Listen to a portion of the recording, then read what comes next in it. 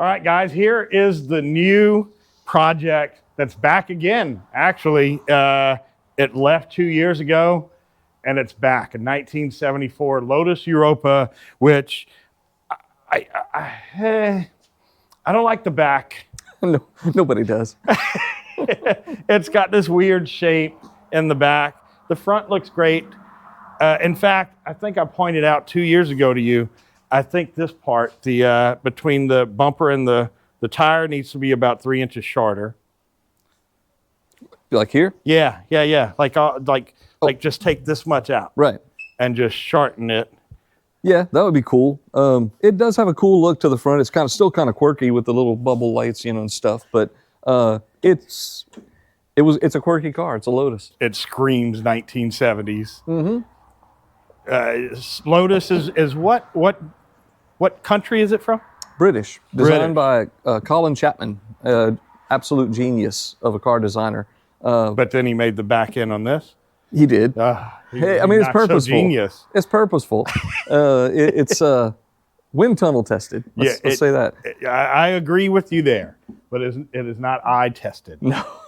This car was, all of his cars were pretty much designed as race cars. This car was actually designed to compete with Ferrari because it was a mid-engined, lightweight, sports car. Now, Paul had this car. How'd you get it the first time you had it? I bought this from the estate of a friend of mine, Dave Hayden. A couple of the cars that have been here were his. My Mini was his. The Sprite? No, I'm sorry, the Spitfire. No, well, no? He owned it shortly. Okay, yeah, that's true. He never did anything with it, though. Okay, I knew there was a connection. That car he bought, parked, and I bought it later. It was never. Okay. He never did anything but drive it down the driveway. The TR3 was also from the same collection, but this one was the first one that I purchased from them, and it's a cool little car. When he got it, they did a few repairs to it. He rebuilt the engine and went through it and checked it all out. And when I got it, it actually worked. It ran. You can tell it's got some age in the paint now. When you had it the first time, it was pretty nice, pretty shiny. A lot of buffing. I did buff it. I can do it again. It'll come back. Yeah, and it's all fiberglass. Yeah, completely fiberglass body. Really cool chassis. It's actually a tube, a square tube going down the center, and the suspension parts it looks like I guess they call it an X frame, but it juts out on each end of the car, but the center is a backbone, and this thing sits on top of it. It weighs like 1,800 pounds. It's a really light car. Is it pretty rigid? Yeah, pretty stiff. I'd love to get some Revolution wheels for it, but these are the factory Lotus wheels that came on the Special, which is the big twin cam, big valve. It's commemorating the Constructors Championship for Formula One, and this car was originally black. It wasn't a John Player Special model, but they still called them the Special Edition. And that's why the gold stripes? Yes, these would have had these stripes on them. These are 3/16 gold stripes. Look at that rear end. Yeah, and this is a Series 2. In the Series 1, the roof line from here continued straight back to here. Oh, okay. So this and it was actually, I think, a little higher maybe back here. They kind of El Camino'd it. Yes, because you couldn't see anything out of the back window. I think this one looks a lot better. This is the one I like best. I don't know if you guys can see on camera, but the door is curved. Well, it's curved in this way. It's slanted up this way. Yeah, this window here actually has a curvature to it in both directions. This body line just makes a nice arc all the way around. That is a lot right there. Yeah. That's probably not available anymore. I don't think so. It has power windows too. The first series didn't even have roll-up windows. It was sliding window that you just slid up manually. So this is the luxury model. All right, we have a big day tomorrow morning. We're going to be leaving early in the morning and going gather up a 1973 Lotus Europa. It's a Lotus Type 47.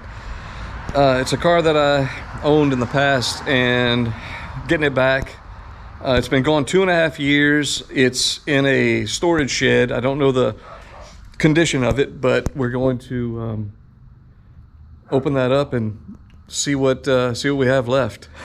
Hopefully it's not too bad. All right, I know you're saying to yourself, wow, if Paul only had another car. Well, it's about to happen. We're on our way to the storage unit and we're going to go extract a 1973 Lotus Europa that's pretty much been abandoned and in disrepair for about 2.5 years. All right, so we're going into the storage facility.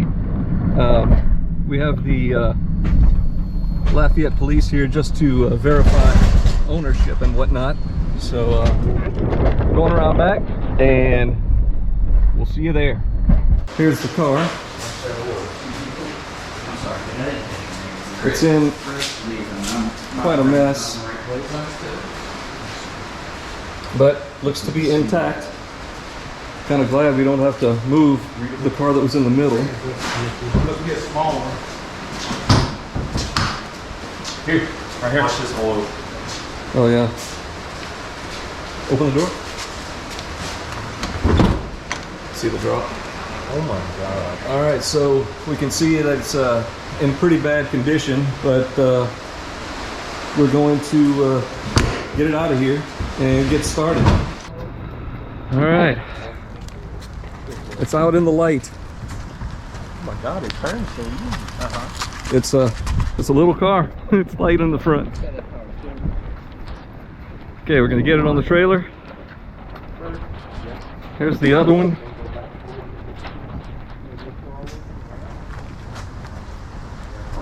Don't know who this is for yet. Car's on the trailer. Now that it's out of the cave, it doesn't look terrible, but I'm sure mechanically it's going to need some help.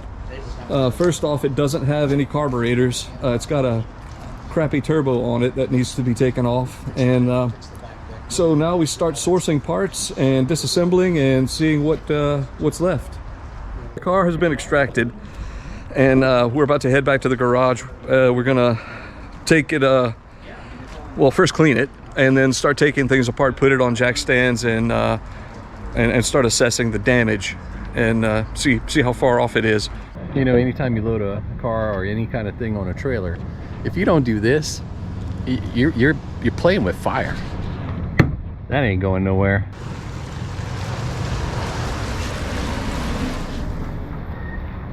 Okay, the car is back at the house.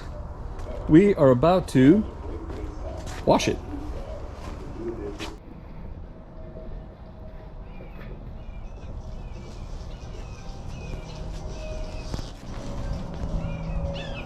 All right.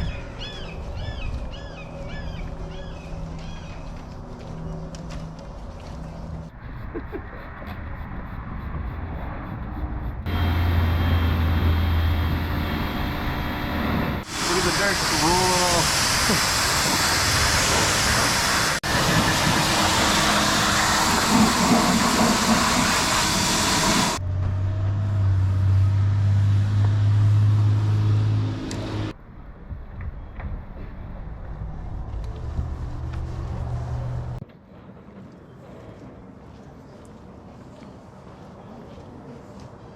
So it cleaned up okay.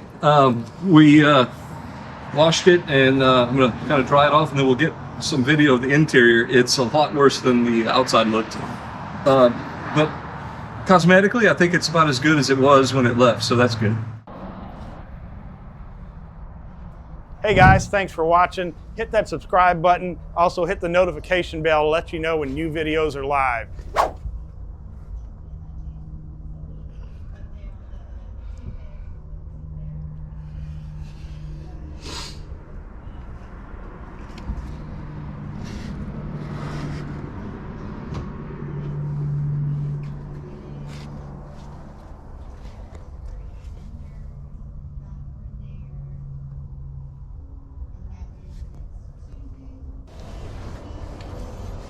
This is kind of a preliminary cleaning.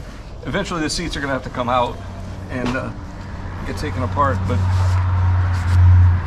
not in bad shape. shape, just really dirty.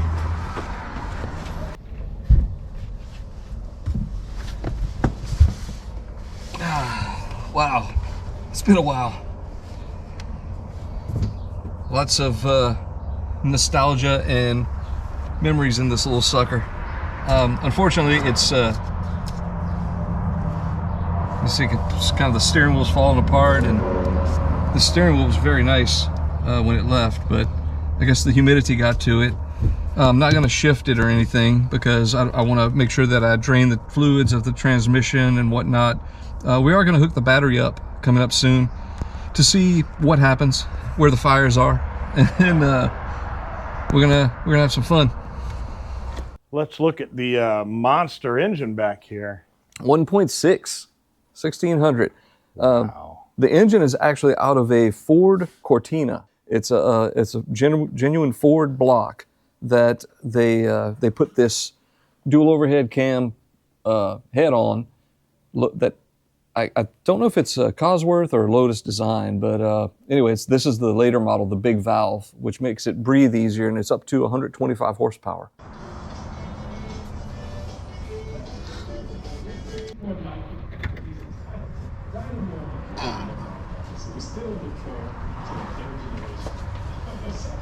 There's a trunk here or something? There's a tub. We call it the Rubbermaid. There's a tub that fits in here, but you know, you can run it without it, and it's just so easy to work on. And the muffler is right here, creating the heat for the tub. Yeah, you can keep your bread warm in it and whatnot. They actually call, that's funny, they call these bread vans, the first ones, because the back was just like a big, you know, square looking. So the transmission was made by Renault. The original engine in this car was also, what they did was Renault had this car that was, the engine was actually facing the opposite direction in the front. So the transmission was out front of the engine. And what they did to make this a mid-engine is they flipped it, and then they flipped the gears in the differential to make it have 4 or 5 forward gears and 1 reverse. The pulley, crank pulley, of course, comes out the front of the engine. But on the back of the cam, they put a pulley to run the alternator and mounted the alternator on the back of the engine on top of the transmission. Yeah, there was just no room up front. The front pulley drives only the water pump, and then the back one drives the alternator. Wow. And there is no AC, ever. On any of these? No, there's just no room for it, and there's no piping for it or anything. All it has is a vent in the dashboard. Is there some kind of panel here to take off to get to the front of the engine from the inside? No, if you have to work on the front of it, you can get at it through the bottom. And that's all there really is the pulley and the belt. Draining the oil, and looks like it's got some moisture in it. So we're going to fill it back up. And once it's running, or if it runs, once it gets going, we'll warm it up and flush it a couple times. But we're just hoping that everything's going to be okay in there. I think it just got stirred up, the moisture that was in there, and kind of milked it up a little bit from the differential spinning. But anyway, it's not too pretty. All right, guys. Well, you saw him get this car for this portion of his ownership, his second part of ownership. You saw him go pick this car up out of a storage unit and bring it here. And what's the plan with this car? What's the plan with the Beetle now?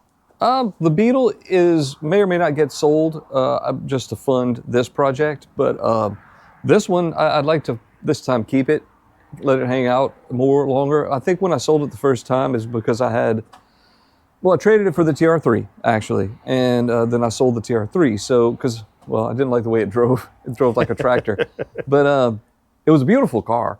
But anyway, this one is going to be here again for the long haul. I like it a lot. Well, I know you like unique cars. You can tell by the other cars in this collection. This one is definitely unique. Very much so. If somebody saw this going down the street, there's no doubt that's Paul driving. Yeah, and a lot of people know what it is. That people that know cars, because it's pretty iconic. And when we went rescue it, it was there with another one. There's actually another one in the storage unit. All right, guys. Well, thanks for watching. we'll have a whole series on the 1974 Lotus Europa, getting it back on the road and going ride in this. If I fit, I don't even know if I'll fit. I think I do fit. I sat in it the first time. Passenger side, likely, yeah. And you do have to kind of fall into the car, but once you get in, it's fairly comfortable. The seating position is not adjustable, but doesn't need it. It just fits right. All right, guys. Well, if you want to see that, keep watching and buckle up, put it in gear, and drive it.